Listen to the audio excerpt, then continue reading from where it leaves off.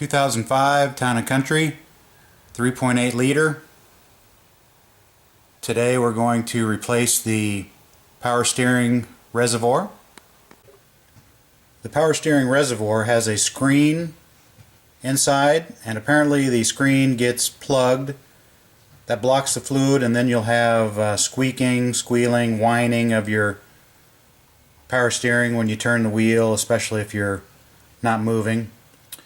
Pretty simple change. You can get a new unit for fairly cheap, and again it's got that screen in there. You're fine. Job's pretty simple. There's just the two bolts on top.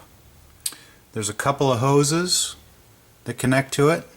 The only catch is there's a bolt in the back here that you got to get loose. You don't have to take it out, but you have to get it loose so you can slide this thing out and slide the new one back in.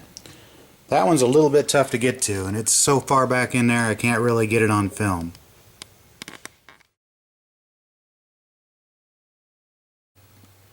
Find a turkey baster or something similar so you can suck as much fluid out of the reservoir as you can. Squirt it in a bottle. Probably going to want to lay some towels and things down in here as you undo these last two hoses. I'm sure it's going to make quite a mess, as that you're not going to get everything out of there. In looking at the new unit, it appears the best strategy may be to get this top large hose off. Then I think you'll have a little better access to that screw or bolt that's holding that on. Again, you don't have to take it out, just loosen it so you can pull it up.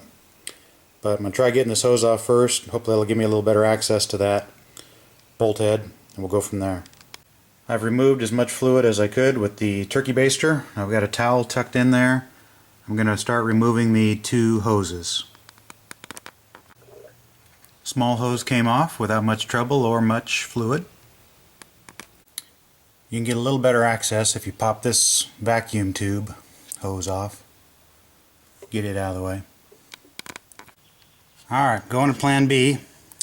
I've got a fairly long extension with a 10mm socket on it, and I got it on that bolt, so now I'm just going to try and get my ratchet back there and give it a couple turns.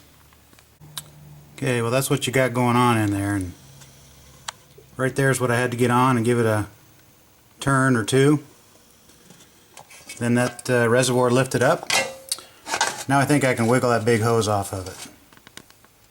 This is probably the worst part of the job, getting that big hose off, but I got a pair of pliers on there, then was able to grab a hold of the reservoir, work it back and forth, finally got it to twist loose.